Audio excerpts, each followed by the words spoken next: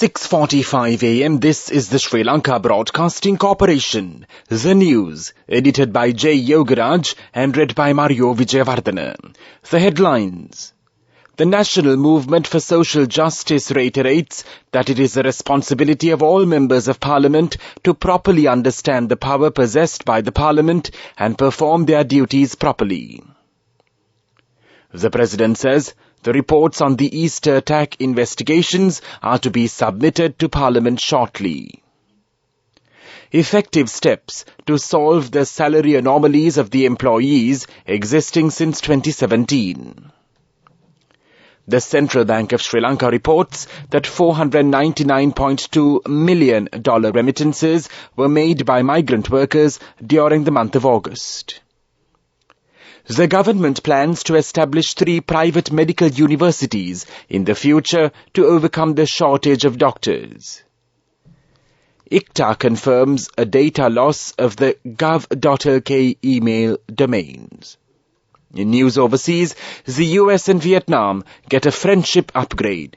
In sports news in cricket, the Asia Cup, rain pushes the India vs Pakistan Super 4 game into reserve day.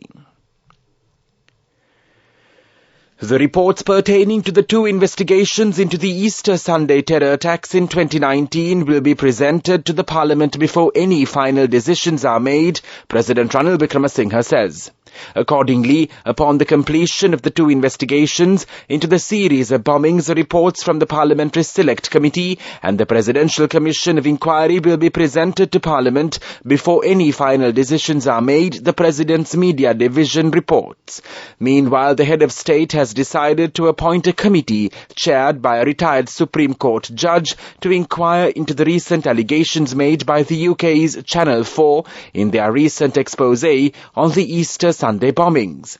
The PMD further notes that the government also intends to appoint a parliamentary select committee to investigate the allegations levelled by a former Attorney General claiming that there is a mastermind behind the attacks.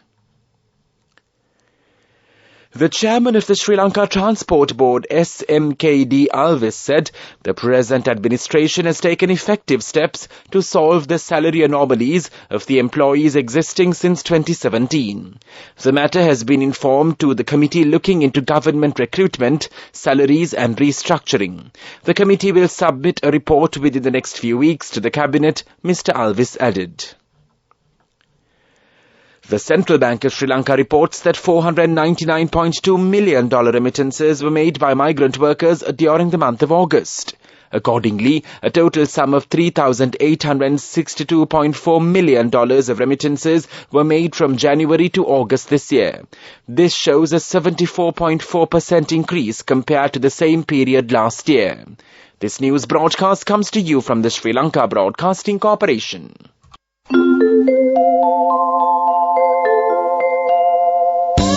People's Bank Excelsior. Live the life you want.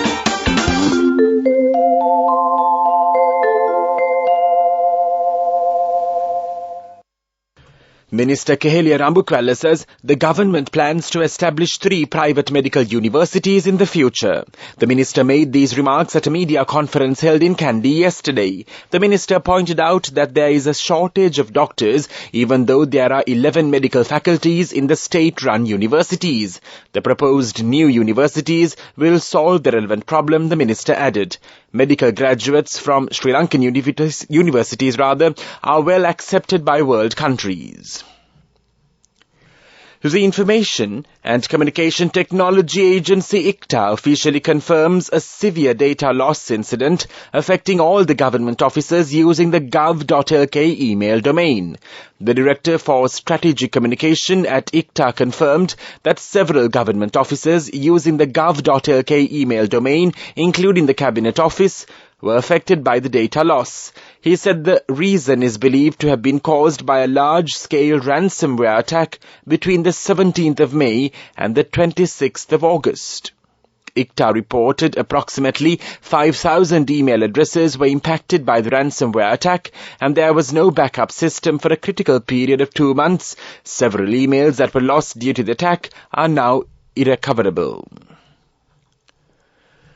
The National Movement for Social Justice reiterates that it is a responsibility of all members of Parliament to properly understand the power possessed by the Parliament and perform their duties properly. The movement said that it is a democratic process to participate in common causes and hold debates based on certain important issues that have an impact on the entire nation, despite it was subjected to certain limitations due to the 1978 constitution based on the executive presidency. The chairman of the National Movement for Social Justice, Karu Jayasuriya, said the main responsibility and duty of the Parliament is to enact the laws necessary for governance, and it seems that there is some backwardness in the Parliament of Sri Lanka in such regard today. He said that the parliamentarians should know that some of the laws and ordinances in force in Sri Lanka are more than 100 years old, and they need to be revised to suit the modern world. People's Bank Excelsior, a comprehensive banking services package with a branded checkbook as well as debit and credit card exclusively for you. People's Bank Excelsior, for professionals who dare to dream. The main news story is brought to you by Siddhalepa Veda Mahatmya. The governor of the central bank, Dr. Nandalal Veerasinghe, said the central bank takes the full responsibility of safeguarding and protecting the EPF and fixed deposits of the customers. The 50% of loans of the government relates to local debts. Therefore, the government devises a strategic plan to restructure local debts. This will not affect the fixed deposits or EPF under any circumstances. The existing monetary laws and financial act have many provisions to protect the EPF, ETF and fixed deposits. The main news story was brought to you by Siddhalepa Veda Mahatmya. And now in Watchlight, the Commissioner General of Examinations, Amit Jayasundara, said every private candidate should provide their own permanent address and telephone number when reapplying for the GCE Advanced Level Examination. He said they should not provide the address or number of the private or international school where they were receiving education. Once again, the Commissioner General of Examinations, Amit Jayasundara, said every private candidate should provide their own permanent address and telephone number when reapplying for the GCE Advanced Level Examination. He said they should not provide the address or number of the private or international school where they were receiving education. He added, reapplying for the GCE Advanced Level Examination will take place from the 11th of September till the 16th of September. Reapplying for the examination is permitted only for candidates who appeared for at least one subject of the GCE Advanced Level in 2022, which was held in 2023, and should be submitted only via the examination department's website. Once again, he added, reapplying for the GCE Advanced Level Examination will take place from the 11th of September till the 16th of September. Reapplying for the examination is permitted only for candidates who appeared for at least one subject of the GCE Advanced Level Examination in 2022, which was held in 2023, and should be submitted only via the examination department's website. The examinations department said the online facility will be closed after 12 midnight on the final date. Candidates are allowed to apply for a maximum of 3 main subjects. In addition, applicants can apply for common general tests and the general English test. World News, brought to you by courtesy of... It's the power to live life your way. The power to be a trendsetter. Power to you with digital banking from Commercial Bank. Commercial Bank. Our interest is in you. In world news headlines, the US and Vietnam get a friendship upgrade. Ukraine war, 2 foreign aid workers die in a Russian missile strike. Russia hails the unexpected G20 milestone as Ukraine fumes. President Joe Biden has denied that the U.S. is attempting to stem China's international influence after signing a new strategic partnership with Vietnam. More than 50 years since the last American soldier left Vietnam, Mr. Biden traveled to Hanoi to sign the agreement that will bring the former foes closer than ever before. The comprehensive strategic partnership with Vietnam is a major relationship upgrade for the U.S. It is a culmination of a relentless push by Washington over the last 2 years to strengthen ties with Vietnam, which it sees as key to counter China's influence in Asia. 2 foreign aid volunteers have been killed and 2 others injured in a Russian missile attack in eastern Ukraine, Kiev has said. Emma Igual, the Spanish director of Road to Relief, and Anthony Ehnert, a Canadian colleague, died on Saturday as their vehicle drove towards Bakhmut. The NGO said that German volunteer Ruben Mawick and Johann Matthias Thier, a Swede, were badly injured by shrapnel. Russia's Foreign Minister Sergei Lavrov has praised a joint declaration by G20 leaders in Delhi that avoids condemning Moscow for its war against Ukraine. Russia had not expected consensus and agreement on the wording with a step in the right direction, said Mr. Lavrov. The closing G20 statement denounced using force for territorial gain but made no mention of Russian aggression, prompting criticism from Ukraine. And now the main points of the World News segment once again. The US and Vietnam get a friendship upgrade. Ukraine war, 2 foreign aid workers die in a Russian missile strike.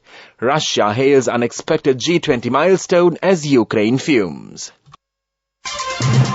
World News. Brought to you by courtesy of... This message is for all the kids between the ages of 4 and 16 who love to draw. Commercial Bank's Arunalu Sittam is back once again. This time, the competition is also open to Sri Lankan kids currently living abroad. First, second and third place prizes will be awarded along with special merit and merit certificates. For more information, visit the Commercial Bank website. We have so many prizes to be won. And now in development news, the Urban Development Authority UDA receives numerous requests from world-renowned hospitality sector operators for amenities, particularly for foreign visitors, to enjoy when they visit Sri Lanka, the chairman of the UDA Nimesh Herat said. Historical structures are popular among tourists due to their historical significance and unique identities, and we have identified some of them for redevelopment. We will redevelop them via investments from foreign and local investors without compromising the location's character. To this end, the UDA has already published a request for proposals, RFPs, from September 14th until the 2nd of November 2023 from potential investors or developers to undertake the establishment of mixed commercial development in historical heritage properties. And now in sports news, in cricket, the Asia Cup.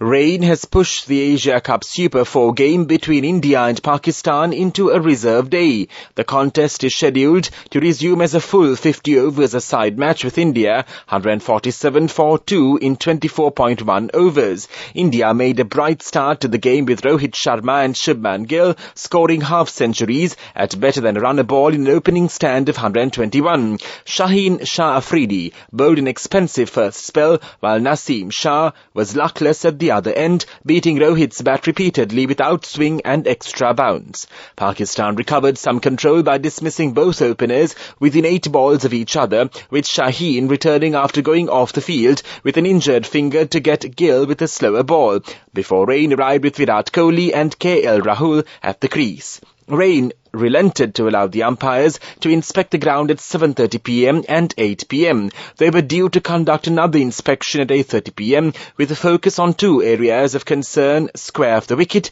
when rain returned to put to rest the chance of the match finishing on Sunday with overs reduced. There is more rain forecast in Colombo on Monday. If the match does resume, India could end up playing on 3 successive days with their Super 4 match against Sri Lanka scheduled for Tuesday. And now in tennis news. Djokovic won a record equaling 24th Grand Slam singles title by outlasting Daniil Medvedev in a punishing US Open final in New York. The 36-year-old Serb won 6-3, 7-6, 7-5, 6-3, but the straight-set scoreline does not tell how deep he had to dig. A comfortable opening set was followed by a brutal second, which lasted 1 hour and 44 minutes. After the pair exchanged breaks early in the third, Djokovic took control to level Margaret Court's 50-year record. Go ekak thiyana youth eකට life එකේ change එකට නියමෙට set වෙන්න ඇස් වහගෙන දැකපු හින හැබැ කරන්න youth එකට නියමෙට set වෙන friendship එක මෙන්න. The all-new NSB Ithru account. NSB IM, a plan for your dream. Business News, sponsored by National Savings Bank, the safest place for your money. The Ceylon Biscuits outlet showcased their products at the Kenyan Food Expo event in Nairobi, marking the of Ceylon Biscuits, a prominent biscuits manufacturer in Sri Lanka, into the African market. Their decision to venture into Africa reflects their commitment to providing high-quality products to a global audience while contributing to international trade and cooperation. Many leading food manufacturers from several countries participated in the event. Ceylon Biscuits Limited was the only Sri Lankan food manufacturer to participate in the event in Nairobi. Business News, sponsored by National Savings Bank, the safest place for your money. Go ekak thiyana youth එකට life එකේ change එකට නියමෙට set වෙන්න ඇස් වහගෙන දැකපු හින හැබැ කරන්න youth එකට නියමෙට set වෙන friendship එක මෙන්න. The all-new NSB Ithru account. NSB IM, a plan for your dream. And now in economic news, the CZK Group China has expressed their interest to the State Minister of Investment Promotion, Dilum Amnugama, who is currently on an official visit to the People's Republic of China in investing in 4 projects in Sri Lanka amounting to $200 million. State Minister Amnugama addressed 3 main global investors summits during this visit. They were the 23rd China International Fair for Investment Promotion and Trade and the 5th Silk Road Maritime International Cooperation Forum, both in Xiamen, and later the 2023 Sino-Sri Lanka Investment and Promotion Economic Forum in East China's Fujian province. Weather report. The Met Department says showers will occur at times in the western, Sabaragamu and northwestern provinces and in the Mahanuwara, Nuwara Eliya, Gala and Mathura districts. Fairly heavy showers above 50 millimeters are likely at some places in the western and Sabaragamu provinces and in the Puttalama, Gala and Mathura districts. A few showers may occur in the Mannarama, Vavuniya, Anuradhapura and Hambantota districts. Showers or thunder showers may occur at a few places in the Uva province and in the Madakalapur and Ampara districts during the evening or night. This weather report was issued at 4:30 a.m. Further details could be obtained by visiting the official website of the department. That was the weather report, and now the headlines of this news broadcast once again. The National Movement for Social Justice reiterates that it is a responsibility of all members of Parliament to properly understand the power possessed by the Parliament and perform their duties properly. The President says the reports on the Easter attack investigations are to be submitted to the Parliament shortly. Effective steps to solve the salary anomalies of the employees existing since 2017. The Central Bank of Sri Lanka reports that $499.2 million remittances were made by migrant workers during the month of August. The government plans to establish 3 private medical universities in the future to overcome the shortage of doctors.